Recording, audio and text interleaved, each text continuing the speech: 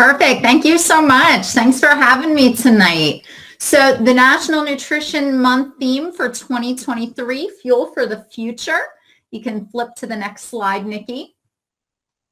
So you may be familiar with one of the key messages from USDA's My Plate. If you know the tool, maybe even the icon, one of the key messages is to drink water in place of sugary drinks. So soda is unhealthy. Soda is a source of empty and extra calories, and perhaps that's reason enough for you to avoid it. But you also might avoid soda given the reality that you are pouring so much water down the drain every time you consume it. According to research at NYU, it takes 35 liters of water to make 1 liter of soda. Most of that goes into the production of the soda, some of it into the plastic bottle. So our food choices affect our health, of course, our vitality, our futures. But they also have a significant effect on the environment. So think about these overlapping factors. We can benefit our health and our planet by similarly better choices. Let's look at the next slide. So which food or foods would you imagine have the highest carbon footprint? What do you think?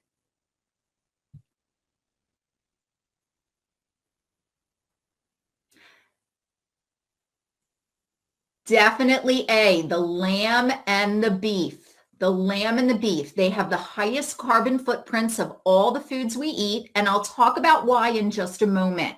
But thinking about our food systems overall, we produce greenhouse gases with our farming practices, as well as packaging food, transporting food. There's also the issue of food waste. How much greenhouse gas we estimate comes from our food systems really depends on who is doing the counting, what factors, what assumptions go into the estimations. Maybe you've heard of the Eat Lancet Commission. If not, I'll tell you that the Eat Lancet Commission was a group of 37 scientists representing 16 countries. They got together in 2019 with the purpose to develop a plan for sustainable eating for the future, recognizing that by 2050, we anticipate having a global population of 10 billion people, and each one of those people will need nutritious food and fresh water. So according to the Eat Lancet Commission, our food systems are responsible for up to 30% of global greenhouse gas emissions, up to 70% of the world's fresh water use. All right, let's try the next slide. So if you're curious, if you want to explore your food choices and the impact they make on the environment, you might want to look at this tool. I'll give you the link. This is from the Harvard School of Public Health. It asks you how often you eat particular foods. So there's really just 14 questions to answer. It's a quick estimate. It only takes a minute or two if you want to give it a try while we're talking, or just bookmark it for later. But the data is based on people's eating habits. I don't know if you know of NHANES. NHANES is the National Health and Nutrition Examination Survey. Since the 1960s, we've been surveying the American public about their eating habits. And a study published in the American Journal of Clinical Nutrition gathered this data and aimed to assess the greenhouse gas emissions of individual diets as people reported what they ate in NHANES. The next step, though, I thought was really interesting. The researchers looked at that data. They wanted to determine the nutritional quality of diet patterns that were lower in greenhouse gas emissions versus high. And they found that people who ate a diet pattern likely to result in fewer greenhouse gas emissions. Oh, thanks for that, Jeff. In lower in greenhouse gas emissions, those people were eating more fiber, more vitamin E, less sodium, less saturated fat. Low emitting diets had less meat, less dairy, less solid fats, more grains overall, though both whole and refined. And they did find that the lower greenhouse gas emitting diets did have a little bit more added sugar.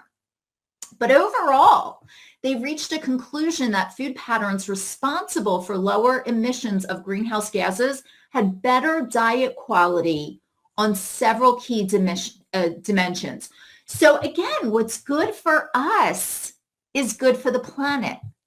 And I think we can take advantage of this congruence in dietary advice. Oh, I can't wait for that.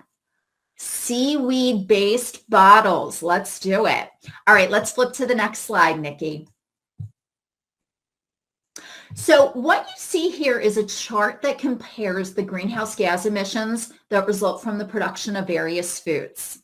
Now, it is difficult to be precise, of course, because there are a wide variety of factors when it comes to the impact of specific foods. For example, the location an animal is raised or the season a plant is grown. Like some locations and seasons will need more fertilizer or less water. But it's really clear that certain eating patterns are more sustainable than others. You see here clearly that eating more plants and fewer animal products is the way to go. Now, cattle, sheep, and goats are particularly problematic. Unlike humans, these animals can digest fiber. I don't know if you realize this, but humans don't digest fiber. Fiber passes through our digestive tract without breaking down, without getting absorbed. I promise it's still plenty good for us. But their gut bacteria breaks down the fiber, and that produces large amounts of methane, which is, of course, a powerful greenhouse gas. Now, it seems that beef is really most significant. The reason why is because cattle take about a year to a year and a half to come to market. And all during that time, they're expelling methane and carbon dioxide. In comparison, chickens come to market in about 6 weeks, pigs in about 6 months. Lambs are anywhere between about 2 months and 15 months. So cattle live longer than other livestock. They're producing more greenhouse gases during that time. So even replacing beef with chicken or pork would be useful. Not necessarily saying you have to become a vegetarian to reduce your impact. Indeed, indeed. Now, we know, Christine, that we're not doing that so much for the beef that comes into the U.S., but still, yes, there is a problem with clearing the lands for beef. And of course, their feed is produced with fertilizers that release nitrous oxide, right? And then, of course, there's the idea of fish and seafood. The impact on greenhouse gas emissions is generally less from fish and seafood. In particular, if you like shellfish, try bivalves. Bivalves mean shellfish that have a hinged shell. Think about things like mussels, oysters, clams, scallops. All of those have a smaller environmental footprint because they don't need feeding. They live on plankton that they filter from the water. We don't have to come up with feed for them. Think about farmed fish. We do have to produce their food. So there are some greenhouse gases that come from the feed production. And of course, all this fish and seafood, wonderful sources of protein and heart-healthy omega-3 fatty acids. And I also would suggest, if you're curious, take a look at the Montgomery Bay Aquarium Seafood Watch. They have a recommendations list. I also have the link in the references for this chat, but they offer guidelines for good choices and categories to avoid if you're looking for sustainable seafood, But again, overall, what's clear is plants have a much lower impact. Are you willing to substitute your beef? Maybe eat some beans? Maybe eat chicken or pork, maybe eat some fish or seafood, right? Again, there's this convergence, right? What's good for us is good for the planet too. Let's go to the next slide. So there are benefits, right? There are definitely benefits from a plant-forward or a plant-based diet. Of course, you got to walk the walk with the dietary guidelines. I could limit meats, but still go all day long without a vegetable. I well know, as you probably recognize, that Oreos and French fries come from plants, right? They're still not healthy foods. But a number of studies have indicated that the less animal products we eat, the easier it is to manage our weight. That might be because plants tend to have more water and more fiber, which are both filling and can help to control calorie intake. Heart disease, leading cause of death in the United States, despite the understanding that heart disease is largely preventable.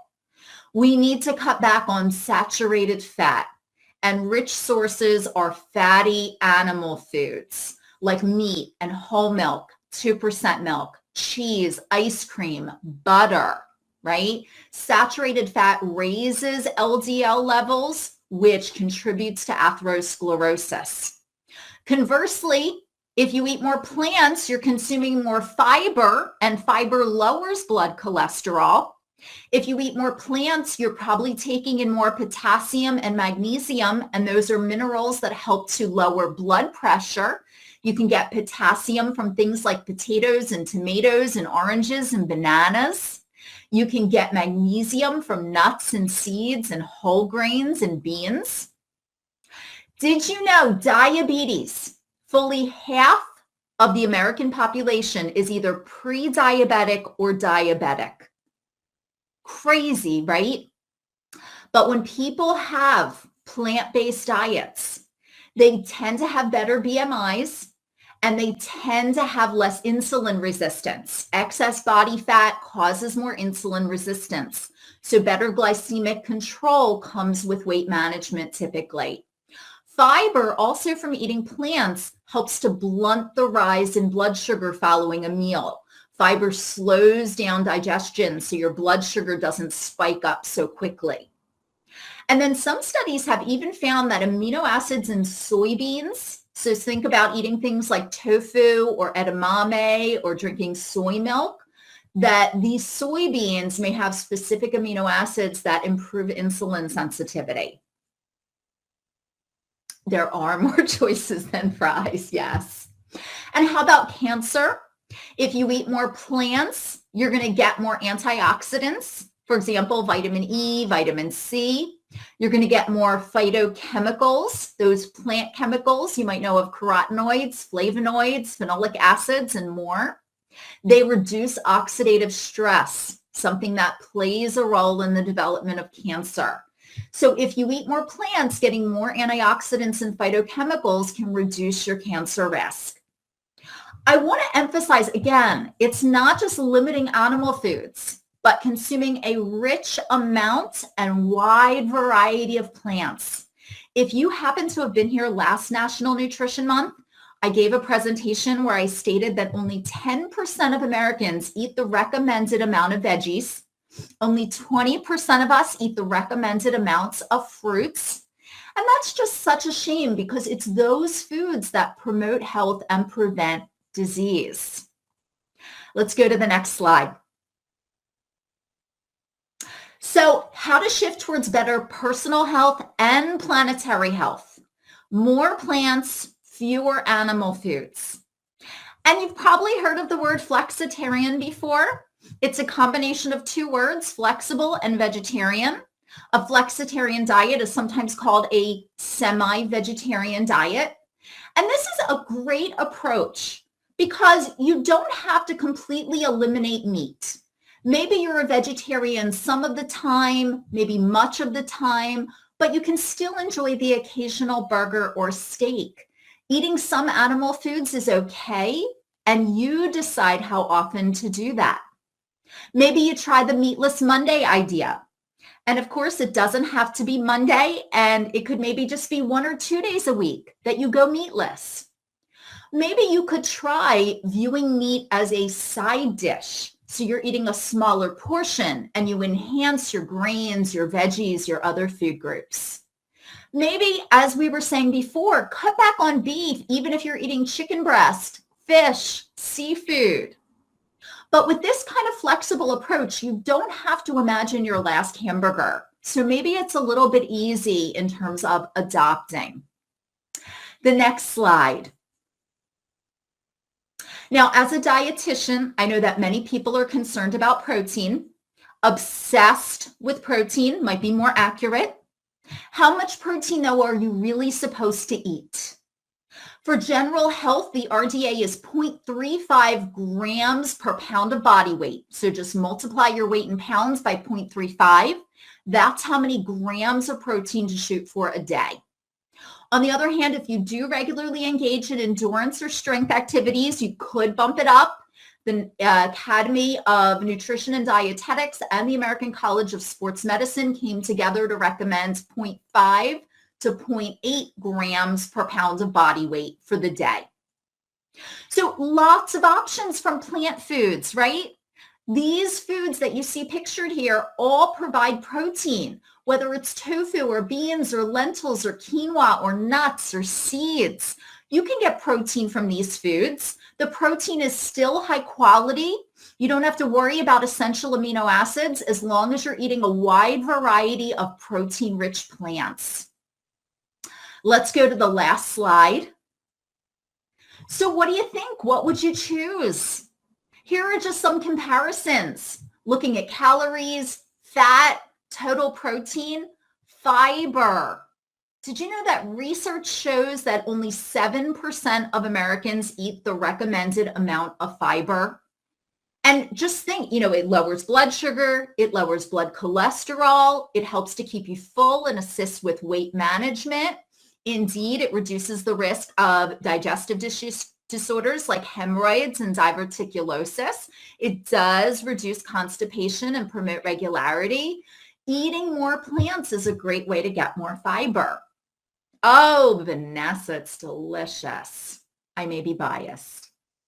Now, I'll acknowledge that eliminating or significantly reducing meat would help the environment. I know it's unlikely to happen at scale because people like meat, right? A better strategy might be to encourage people to move away from the high carbon producing meats like the lamb and the beef towards the meats which have a lower environmental impact, such as chicken or pork and fish and seafood. Of course, a plant-based diet will always have a lower carbon footprint, and it's a great way to promote optimal health and optimal longevity. Any questions? Thank you so much for all these comments. I have to go back through and look at them some more. Thank you so much for allowing me to talk. Yum, Evan. Awesome. All right, I'll turn it back to Nikki.